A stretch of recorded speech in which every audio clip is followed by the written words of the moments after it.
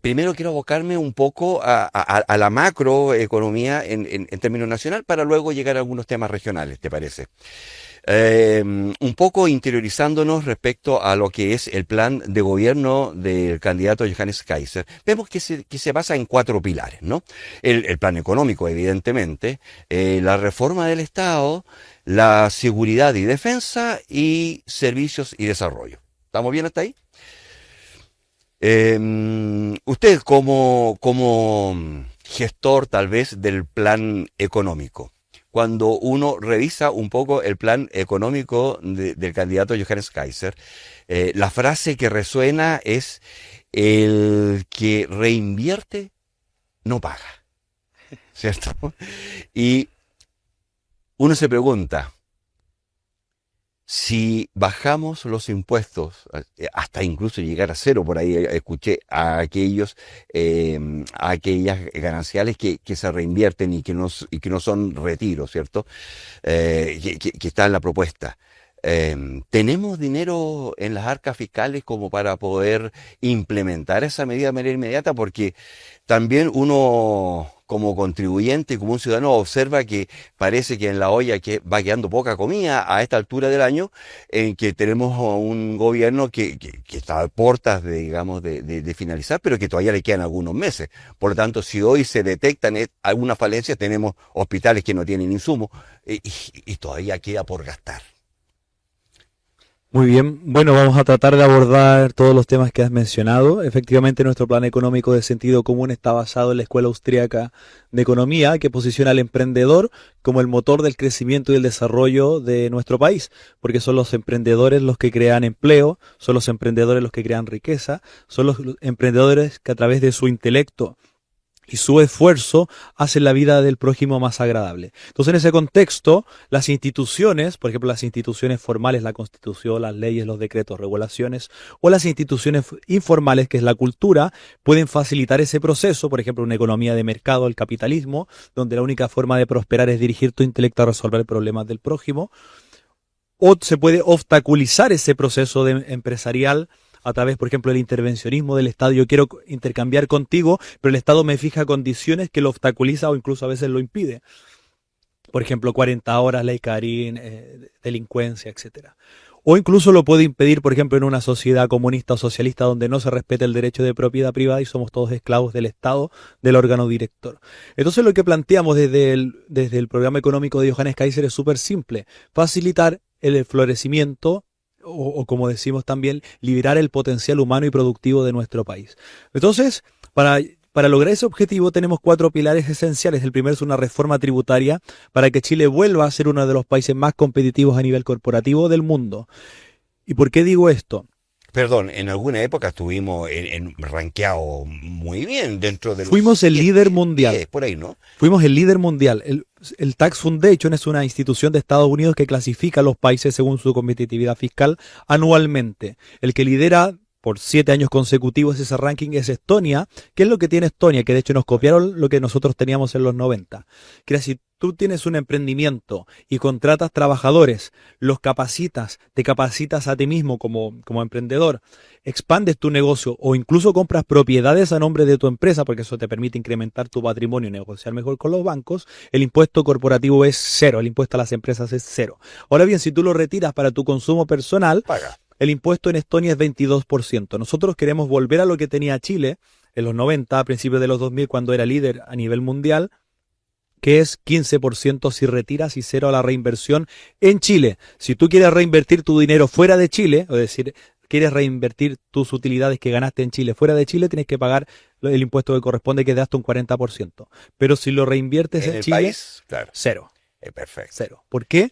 Esto es súper importante porque según los datos de la Cámara Nacional de Comercio y de la Multigremial de Pymes, se estima que hay entre 11.000 y 17.000 millones de dólares que no se pagan en IVA producto de la informalidad. Entre 11.000 y 17.000. Para tener un orden de magnitudes, para eliminar el déficit fiscal en Chile se necesitan 8.000 millones de dólares. Víctor, ahora, si tú a una empresa le planteas lo que acabas de mencionar, ¿cierto? Si usted reinvierte, su impuesto es cero. Este evidentemente conlleva un crecimiento, pero que no es instantáneo, sino que hay un tiempo de desarrollo, ¿no? No sé, 1, 2, 3 años. Exacto. Sin embargo, el fisco, el Estado, va a dejar de percibir esos ingresos por concepto de impuestos, ¿cierto? En lo inmediato. Por lo tanto, ¿cómo hacemos ese balance? Bien, ese es el pilar 3, pero ahora vamos al 2, para liberar el vamos en orden, para liberar el potencial humano y productivo de nuestro país. Vamos a eliminar la burocracia asfixiante. ¿Cómo lo vamos a hacer? Para todas las micros y pequeñas empresas, en la página del Ministerio de Economía va a haber un enlace para donde un proceso de declaración jurada, donde aparecen tus derechos como emprendedor, tus deberes como emprendedor, y si firmas esa declaración jurada que te comprometes a cumplir lo que firmaste, te va a permitir obtener una patente transitoria, de si no tienes que ir a perder el tiempo nunca más a una municipalidad a rogar o a comprar patentes, bien, porque la municipalidad limita el tema de las patentes y genera monopolios. No tienes que ir a perder el tiempo a servicios sectoriales porque vas a obtener permisos transitorios y puedes comenzar a operar de manera instantánea. ¿Y qué hacemos con la fiscalía? Por eso es eliminar la permisología. Puedes comenzar a tenemos firmas. Tenemos salud, tenemos... Es que esos son los grandes proyectos. Estamos en los micros y pequeños. Entonces, sistema de declaración jurada, permisos transitorios y operación instantánea y fiscalización ex post. Y luego, si la fiscalización ex post tú cumpliste lo que firmaste en tu declaración jurada, los permisos transitorios se vuelven permanentes.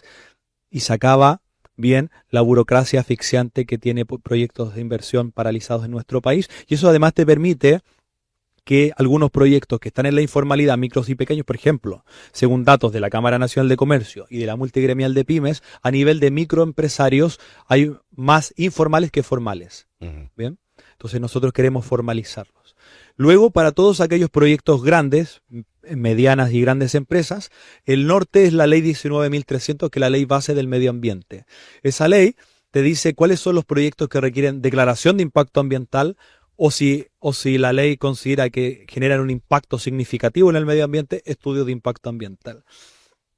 Esa burocracia asfixiante, lo que ha hecho es que hay proyectos que tardan hasta 10 años para recibir una respuesta. Claro. ¿Por qué? Porque el Ministerio de Medio Ambiente es un pasapapeles que recibe el proyecto como ventanilla única, pero luego la distribuye en instituciones que no conversan entre sí, cada una tiene sus guías metodológicas, y si te equivocas en alguna de ellas te devuelven completo. Te devuelven el proyecto rechazado. Entonces, en este que me das y que te doy, 10 años. Pero asumamos que este emprendedor deja contento a todas estas instituciones. Luego de eso tiene que pasar una segunda fase, que es el comité de ministros, es decir, una decisión política, lo que pasó con Dominga. Dominga dejó contento a toda la gente técnica, pero luego el comité de ministros, que es del gobierno, Correcto, de impresentables de Gabriel Boric, que paralizó, dijo no se puede hacer. Pero supongamos que te dicen sí lo puedes hacer. Luego viene todo el tema de las ONG, de las fundaciones que reciben dinero del mismo gobierno para pagar a gente a que vaya a paralizar proyectos. Entonces es una locura. De hecho, en Magallanes recientemente había una empresa alemana, no recuerdo el nombre, de hidrógeno verde. Y producto de este que me doy y que te das, se fueron de Chile.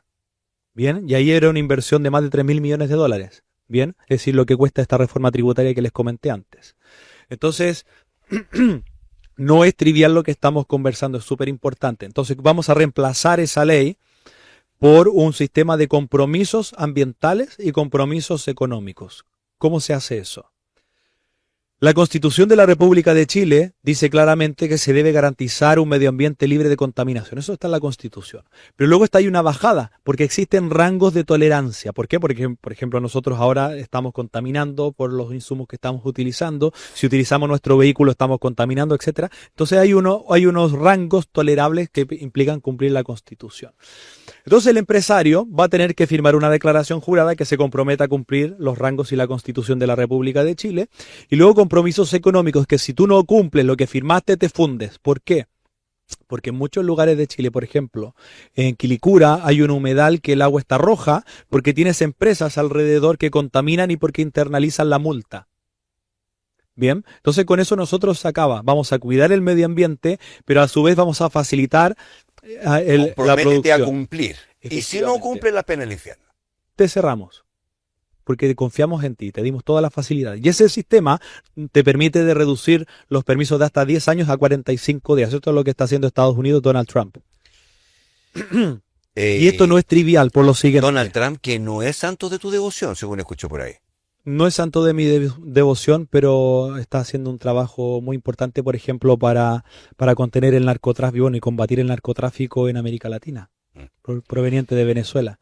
Entonces, esto no es trivial porque en Chile, producto de esta burocracia asfixiante, se estiman 100.000 millones de dólares parados, esperando resolución de permisos. 100.000 millones de dólares, para tener un orden de magnitudes, el presupuesto nacional del año 2026 son 87.000 millones de dólares, o sea, más que el presupuesto nacional. Bien. Otro dato adicional, para que la gente sea consciente del problema de la burocracia en los cuales nos han metido estos políticos de izquierda y de derecha en la última década. Por cada $1.000.000, por $1.000.000 que invierte el sector privado, en promedio se generan 50 empleos. $1.000.000, 50. Vale. Entonces la matemática es súper simple. 100.000 dividido 1 por 50 te da un potencial de creación de 5 millones de empleos. Ese es el potencial de creación de empleos en Chile. Sin contar los 100.000 millones de dólares adicionales que han salido del país, salida de capitales, en los últimos 5 años de producto del estallido delictual, cuyos impulsores hoy están en el gobierno. Bien. O fueron indultados por este gobierno también. Entonces no es trivial esto. Entonces, imagínate que si tomamos solamente el pilar 1 y el pilar 2, probablemente la reforma tributaria nos va a salir gratis. Porque todos estos proyectos que cada 45 días se van a comenzar a liberar, son impuestos que tienen que pagar. Si compran maquinaria, etcétera, pagan IVA. Y ahí están los entre 11.000 y 17.000 millones de dólares en IVA que no se están pagando. Bien. Y luego el pilar 3 es efectivamente la reducción del gasto público, porque Chile lleva una década con déficit fiscal. ¿Qué significa eso? Si una familia gasta más de lo que ingresa, lo que hace es usar la tarjeta de crédito, endeudarse.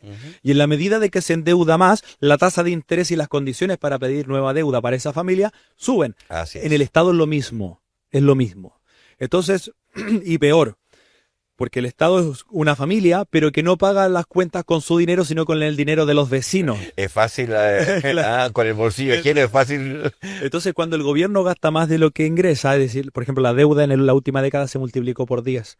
Eso significa que la cuenta la pagamos nosotros con mayores impuestos, más contribuciones, bien mayor impuesto a la renta, etcétera, distintos impuestos. No solo eso, sino que en la medida de que la deuda del Estado sube, es más difícil para el resto de los chilenos acceder al crédito. No es casualidad de que el sueño de la casa propia sea cada vez más difícil. Cada vez más difícil. No solo eso, sino que el déficit fiscal financiado con deuda hace que la inflación que para el Banco Central sea más difícil que la inflación converja a la meta. Llevamos una década incumpliendo la meta de inflación. Y todo eso te afecta.